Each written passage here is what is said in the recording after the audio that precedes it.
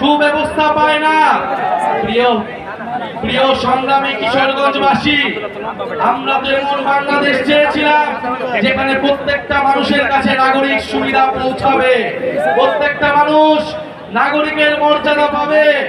এই কিশোরগঞ্জের মানুষ রাষ্ট্রপতি পেয়েছে, কিন্তু তার শিক্ষা ও স্বাস্থ্যের অধিকার পায়নি।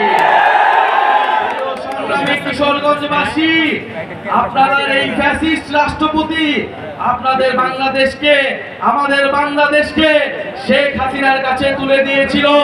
মানুষের মানবাধিকার, মানুষের গণতন্ত্রকে, বাংলাদেশের গণতন্ত্রকে হত্যা করেছিল। সংগ্রামী কিশোরগঞ্জবাসী, এই কিশোরগঞ্জ থেকে আপনারা সেই ফ্যাসিস্টের বিরুদ্ধে গণপ্রতিরোধ তৈরি করেছিলেন। সংগ্রামী কিশোরগঞ্জবাসী, আমরা জানি বাংলাদেশে এই কিশোরগঞ্জের প্রত্যন্ত এলাকায়, হাওর এলাকায়, এই কিশোরগঞ্জের এমনকি সদর এলাকাতেও স্কুল আছে কিন্তু শিক্ষক নাই, হাসপাতাল আছে কিন্তু ডাক্তার নাই, যুব সমাজ আছে কিন্তু কর্মসংস্থান নাই। প্রিয় সংগ্রামী কিশোরগঞ্জবাসী, অনেক বাজেট আছে কিন্তু রাস্তা নাই, রাষ্ট্রপতি আছে কিন্তু মানুষের উন্নয়ন নাই। আমরা এই কিশোরগঞ্জের চেহারা পাল্টাই দিতে চাই। আমরা সেই কিশোরগঞ্জ চাই যেখানে হাওর এলাকার একটা ছোট শিশু বিদ্যালয়ে যেতে পারবে, যেখানে হাওর এলাকার একটা মানুষ স্বাস্থ্যের সুযোগ সুবিধা পাবে, যেখানে কিশোরগঞ্জের যুব সমাজ কর্মসংস্থান পাবে, যেখানে কিশোরগঞ্জের মানুষ যাতায়াত ব্যবস্থার সুব্যবস্থা পাবে। প্রিয় সংগ্রামী কিশোরগঞ্জবাসী, আপনারা জানেন বাংলাদেশে গণঅভ্যুত্থান হয়েছিল তরুণদের নেতৃত্বে। এই তরুণদের উপর আস্থা রেখে বাংলাদেশের মানুষ নেমে এসেছিল।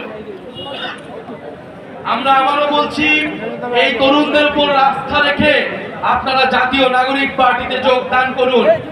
জাতীয় নাগরিক পার্টি আপনাদেরকে নতুন বাংলাদেশ উপহার দেবে।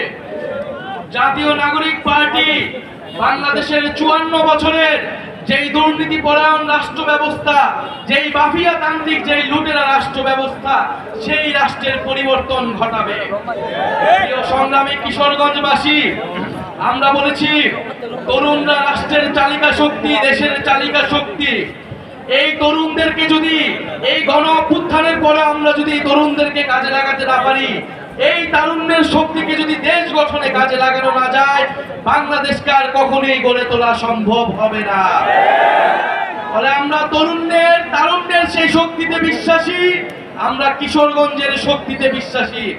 আমরা বিশ্বাস করি কিশোরগঞ্জের মাটি এনসিপির শক্তিশালী ঘাঁটিতে পরিণত হবে। প্রিয় সংগ্রামী কিশোরগঞ্জবাসী, সংস্কার, বিচার এবং নতুন সংবিধানের দাবিতে আমরা রাজপথে নেমেছি। ফ্যাসিস্টের স্বৈরাচারের দোসররা এখনো বিভিন্ন জায়গায় লুকিয়ে আছে। এই কিশোরগঞ্জে অনেক মামলার আসামিকে এখনো গ্রেফতার করা হয়নি। আমার শহীদ পরিবারদেরকে এখনো হুমকি দেওয়া হচ্ছে, আহত যোদ্ধা ভাইদেরকে আওয়ামী লীগের সন্ত্রাসীরা হুমকি দিচ্ছে। আমরা দেখতে চাই এই সকল সন্ত্রাসীদের কারা শেল্টার দিচ্ছে। যারা শেল্টার দিচ্ছে তাদের বিরুদ্ধে প্রতিরোধ তৈরি করতে হবে।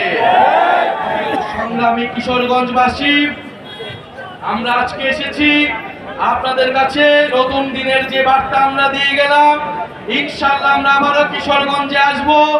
বিচার, সংস্কার এবং নতুন সংবিধান আদায় করে জুলাই ঘোষণাপত্র এবং জুলাই সনদের মাধ্যমে আমরা ৩রা আগস্ট শহীদ মিনারে ঐক্যবদ্ধ হব। ইনকিলাব, ইনকিলাব।